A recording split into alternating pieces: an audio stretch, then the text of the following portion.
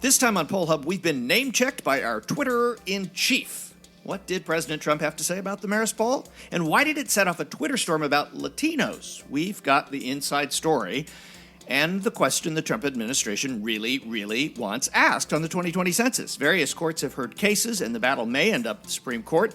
What's going on? And what does this have to do with polling anyway? Well, plenty. NPR's Hansi Lo Wang joins us to walk us through it. We've got plenty to do, so let's get started. And hi, everybody. Welcome to Poll Hub. I'm Jay DeDapper, Director of Innovation here at the Marist Poll. And I'm Barbara Carvalho, Director of the Marist Poll. And I'm Miringoff, Director of the Marist College Institute for Public Opinion. Hey, did you see that tweet a couple days ago? Yeah, I kind of noticed it. Our executive producer, Mary Griffith, told me right off the start of the morning, the president has tweeted the Marist Poll. And our partners, NPR and Yes. PBS NewsHour. So here's what he tweeted. Marist/NPR/PBS poll shows President Trump's approval rating among Latinos going to 50%, an increase in 1 year of 19%. Thank you. Working hard! Exclamation point. I thought you would do the voice, too. No, I am not No, Stephen I don't Colbert. think any of us is going to do that. No. And actually, that is a fairly accurate. Well, no. It is accurate. It's a low bar. No. The 50% is accurate. The difference between the last poll was 19%. But actually, if we looked back to the previous year, to January, which is what the tweet is referencing, the difference is actually greater. It was 23 points. But the fact that it went up 19, so he's comparing a poll in December of 2018 to one month later in January, not even a month, and it went up 19%. I mean, it raised a lot of questions. We got a lot of tweets about, oh, wait a second. One, is this a blip? Is it an anomaly? Two, how many Hispanics, Latinos, did you talk to in the poll? There's a lot of stuff that came out of this. But we want an opportunity for us to explain things like an error margin. When you're dealing with, look, this is not a survey of the Latino population. This is a survey of Americans, of which that was a subgroup. So the error margin, which might be plus or minus 3% for the entire survey, entire sample of over 1,000 people, for this 150 or so people that we actually talked of Latino background, well, the error margin is plus or minus 9.9. It almost sounds like You can say 10. 10. I'll round to 10. His approval rating could be 40% or 60%. That's right. So statistically, there is a difference that we're measuring, but numerically, it may or may not be as great as the president would indicate. And obviously, he's going to, in a poll that otherwise was not all that complimentary of him, pulling this kernel out makes sense. And he didn't say it was a fake poll, which was also very nice. I mean, it does point out, though, that it's really dangerous to talk about subgroups in polls of U.S. citizens or of U.S. voters or whatever. How many people do we talk to in an average national poll? Well, I think what's significant, and the numbers that the president was tweeting, are accurate. He does, in this poll, have an approval rating of 50% to a disapproval rating of 46% among Latinos in the poll that we just did. However, as Lee pointed out, Latinos make up 15% of the adult population. So it is a very small group as we look at the Americans as a whole and as we look across the nation. And so anytime we drill down into a survey that is not done among a particular group and done just to look at the opinions of that group, I think we need to first provide a context and the fact that this was not a survey just of the Latino community. And secondly, to also be cautious about the conclusions because there is such a wide margin for error. Any survey, all survey results that you look at are estimates, which means that what we're doing is we're saying that the result you're looking at, in this instance, as you pointed out, Jay, the 50%, with an error margin of plus or minus 10, that means it can be 40 or it can be 60. Now, when we look at the numbers over time, either from when the president meant last January or whether he meant the poll in December, there has in fact even been a statistical change. There has been an increase in the proportion of Latinos who are supporting the president. Now, whether that was just a snapshot in time, that is something that happened in this particular poll, or whether it will be long-lasting, I think that does remain to be seen. But if we're doing a poll and really looking to understand Latinos and their views in the president, we would design a poll to do that, and there'd be geography involved, there'd be a bigger group. Whole slew. Right. There's a whole slew and that's not part different, of this poll. And it's not something that we would do when we're doing a survey of Americans as a whole, and it would not be common to do by any public poll unless you were really wanting to look at the Latino community specifically. It's a very diverse community. And so as pollsters and demographers, and when we talk about groups of people in our political debates and dialogue, we tend to think of these categories, and we tend to think of them as much more homogenous and not as being unique and diverse. And in this particular instance, there's a lot of things that we would do as pollsters if we were looking at this community and to do a survey of them. And did you want to talk a little bit about that? No, I was going to take it in a slightly different direction. Is that I understand. Look, the president picked out a number from a poll that wasn't exactly favorable to him in terms of his overall performance. I'm going with somebody on his staff. The poll wasn't favorable because it did show that there were cracks in his base and of I support. think that politically is very significant in terms of what's been going on. And even among this group, 50 to 46 suggests that the bar is a little low for him if that's the best number he can find in here. And I think the third point I would suggest is that even within the Latino community, we asked about President Trump's reelection. Are people definitely going to vote for him or definitely not going to vote for him in 2020? And among these same people, the 50% who said that they approved of his job performance, only 27% of them, of overall group of Latinos, said that they would definitely vote for him in 2020. In 2020, should he run for re-election, and 58% said no. So I think we have to, look at that in terms of the poll again, as Barb said, and as you indicated, in the overall context. And if you want to look a little deeper into how you might go about polling the Latino community in the future, Pew Research has done quite a bit of research about the differences in opinion in the Latino community, and also some of the different things that a survey person or a researcher needs to take into consideration, language not being the least. And that article would be? You could go to We'll Pew put a link. We'll put a link to it in the show notes. We'll put a link in the show notes, but it's really about the unique challenges of surveying U.S. Latinos, and it can be found in Pew Research Center under methods. We have talked on this show about the U.S. Census and its role in polling, and it is really important because so much of what we do in polling is based on hard data. The data that comes from the U.S. Census about what the American population looks like. If we didn't have that, it would be much harder to do polls because we wouldn't know what the world really looks like exactly in terms of the populations, how many men, women, age groups, and all that kind of stuff.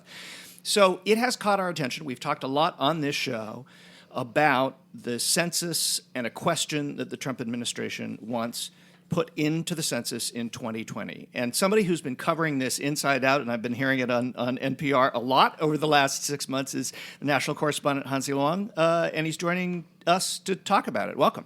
Thank you. Thank you for listening. Well, of course. I'm a member, too, and I phone in on the fundraising drives, but we'll get to that later. Where are we on this? There's been some court cases, actually a bunch of court cases. There's been a ruling. Can you just set the table where we are on this question, which is a question about nationality?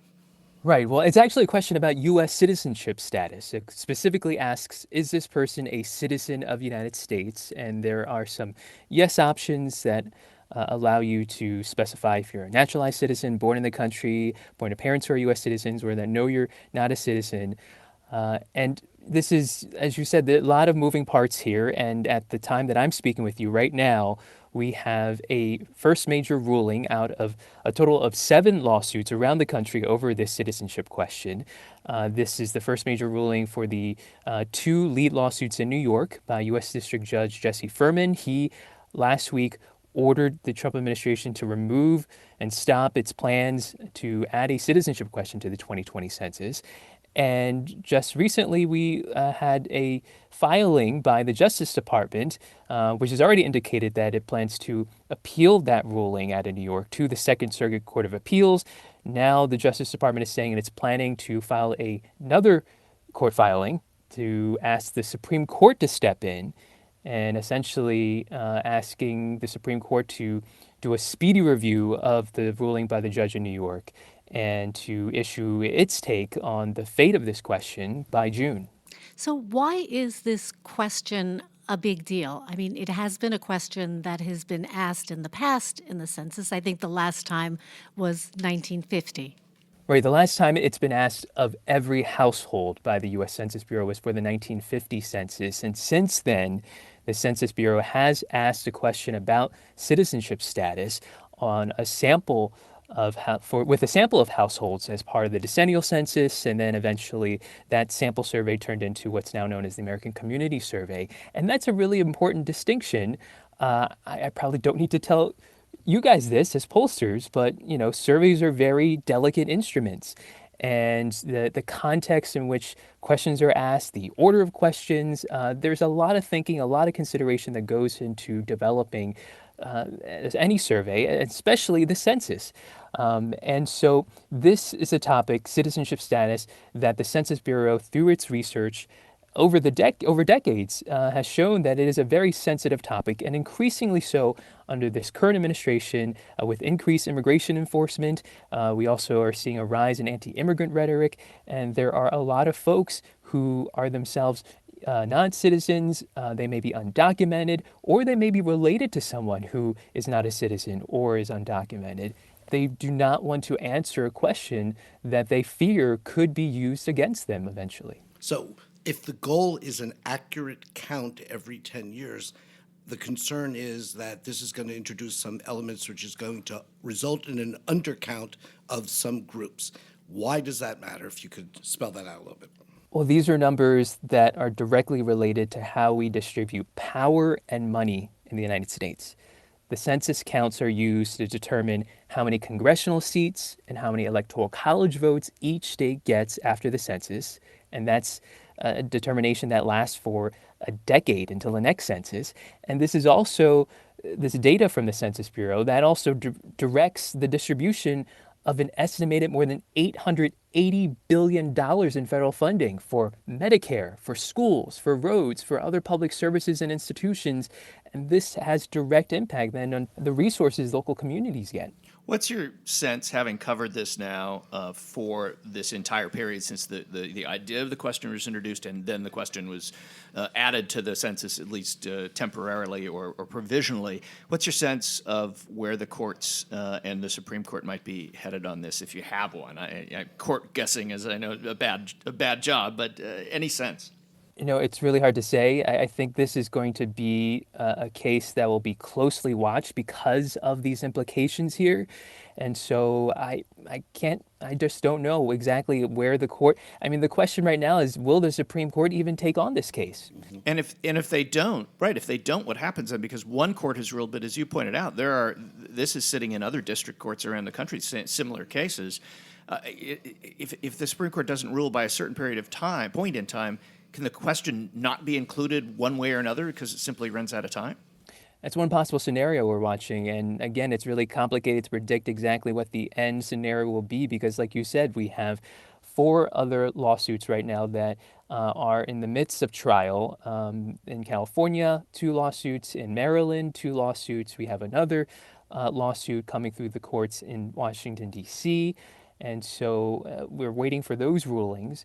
And again, June is the deadline. June is when the Census Bureau says it has to finalize exactly what questions will be asked on the 2020 census, because that's when printing has to start for the paper questionnaires for the 2020 census, which are going to play a very big role. Even though this is going to be the first online census, there are lots of communities around the country that don't have good internet access. And also, because it's the first online census, there might be some technical glitches. And so paper will be the backup. So getting those paper forms printed on time, on budget is going to be critical. Are there any implications for the census of the current shutdown? Are they trying to do some prep work now that is not occurring because the government is furloughed?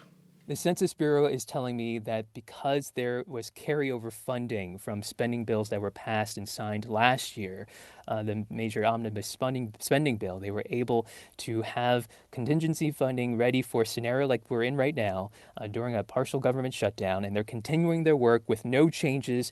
The Census Bureau says, to their current plans, and this funding, they say, can last them through the end, at least through the end of March, and possibly into April. And at this point, because we're not sure exactly when this partial shutdown will end, the Census Bureau says it's already looking into ways to stretch that funding to go past April, and that might require some changes on the schedule. All right. Well, thanks for joining us, Hansi Lo Wang, NPR national correspondent. He's been covering this census question inside out. You probably know more about it than almost anybody on the planet other than, the people at the census, and we appreciate your insight on this. Thanks a lot. You're welcome. So this week we were taking a glance at our social media mailbox. Not the contemporary. Is there such a thing? Well, I don't know. I'm told there isn't. Lee, we appreciate it. I'm trying to get up to the current. I know you're thinking of the mailman. You do tweet all the coming time. at Well, he tweets all the time. I You know. are very facile with social media. I try. I'm learning. I saw those dog pictures. Yeah, it's something about old dogs and new tricks. Anyway, so we did get a response, and we're very happy to pick out one that we thought was, particularly useful and interesting. The question we received was, why is it just the white people that seem to be segmented into educational levels? So the question, I guess, deals with, we do lots of crosstabs in our surveys, and we've just talked about, a few moments ago, about, the subsample of the Latinos is a crosstab. Yeah. So the question is, why is this observation interesting, and why is there some truth behind Because, it? it is true. We do talk. We have talked a lot on this show about college-educated whites and non-college-educated whites, and college-educated white women and non. So why is it only white people that are college-educated, non-college-educated that we talk about? That's a fair question. There's actually a couple of reasons. One is statistical, and it's what we were talking a little bit about when we had the issue at looking at the Latino community in a survey nationally of Americans. And what happens is there are many subgroups that are just smaller subgroups within the overall sample. And so we actually can't divide them up anymore statistically because... And to make any sense. It wouldn't make statistical sense. We wouldn't have interviewed enough of them in order to look at men and women, college-educated, not college-educated, and to further divide those subgroups even smaller. So if we were trying to do, what did college-educated Latino men think that might be? We might have talked to so few, like literally a handful of people, that you can't draw inference from But if you're talking about white not people, scientifically. if you're talking about white people Correct. in our national survey, we have a lot to start with, and then Right. if we break it into pieces, so that's a statistical reason. What else you got, Barb? And also, I think that analytically, when we look at our, when we look at politics and we look at the differences among different questions, we have seen differences between, in terms of attitudes, opinions, and vote, between college-educated white Americans and non-college-educated white Americans. And so there is actually a difference, something that we have not seen among other groups, other ethnic groups. Well, if you want to send something to our mailbox, Jay will tell you in a moment how you can do that, but I will say right now that does it for this edition of Poll Hub. Poll Hub is a production of Marist College, at Marist College of the Marist Poll in Poughkeepsie, New York. And Mary Griffith still wants to be our executive producer. No, she's saying no. And Kenny Marples is our editor. He's not even here right now, but he'll be here momentarily to edit this segment and probably the last thing I just said. And of course, as always, we very much like to thank the Roper Center Archive at Cornell University, who provides us with the ability to look back at survey questions and results over the decades. And as Lee mentioned, if you'd like to send your questions, you could send them to our mailbox, I guess. Our address is online, but it's probably better to use social media because that's where we got this question. So you can tweet at us at Marist Poll, or you can post to Facebook as well, where we post lots, and that's Marist Poll as well. And don't forget, wherever you are listening to this podcast, there's a button that says subscribe. Go ahead and do it. That way, whenever we release a new episode, which is, every week for the last 79 weeks, it will pop into your inbox, and you'll be able, it's kind of like a mailbox, and you'll be able to listen to the latest episode. So until next week, happy birthday, Harry, who you don't even know who he is, but happy birthday. Got us some cupcakes earlier in the day.